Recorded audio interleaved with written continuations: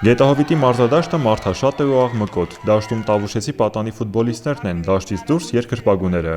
Հայաստանի օրհներգի հնչյունների ներքո մեկնարկում է ֆուտբոլը հանուն հավասար հնարավորությունների ծրագրի եզրափակիչ խաղը։ Հույսի կամուրջն արդեն 5-րդ անգամ է անցկացնում առաջնությունը։ Նպատակը ֆուտբոլի միջոցով կրթության առանձնահատուկ պայմանների կարիք ունեցող երեխաների սոցիալական ներառմանը նպաստելն է։ Ծրագրին ընդհանրապես մասնակցել են 48 դպրոցներ մարզի տարբեր համայնքներից, գյուղական թե քաղաքային, պլյուս եւս 32 դպրոց միացել է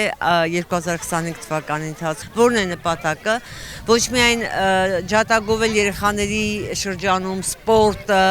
որպես առողջության ու զարգացման ձև, մեզ համար շատ կարևոր է սպորտի ֆուտբոլային հատկապես խաղի միջոցով երեխաների միջև ձևավորել կապ, ընկերություն եւ որպեսզի թիմի յուրաքանչյուր երեխա վայելի խմբին պատկանելու այդ զգացումը, որ երեխայի համար շատ կարևոր է եւ մեզ հաջողեց։ Եվ ինչպես տեսնում եք, մեր թիմերը նրանք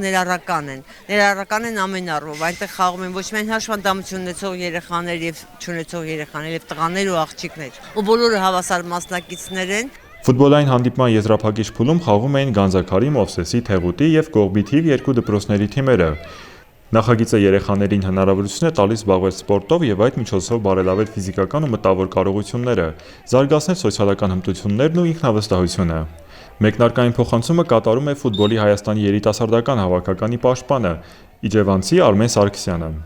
Ֆուտբոլի մեջ կա ամեն ինչ, հիասթափություն, ցավ, հաղթանակ,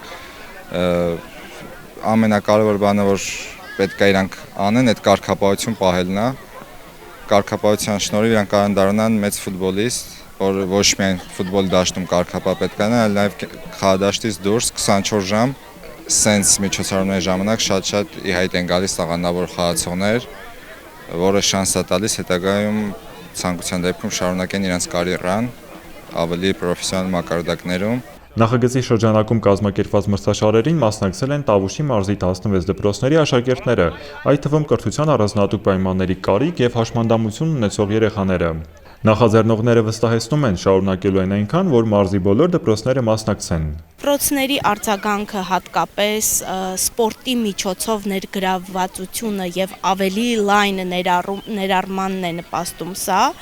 եւ նշեմ, որ հաջորդ փուլում աշնանային մրցաշարում եւս 16 դպրոց, այլ դպրոցներ, այլ աշակերտներ ներգրավվելու են, այնպես որ մենք հույս ունենք, որ ծրագիրը այնքան կշարունակվի, որ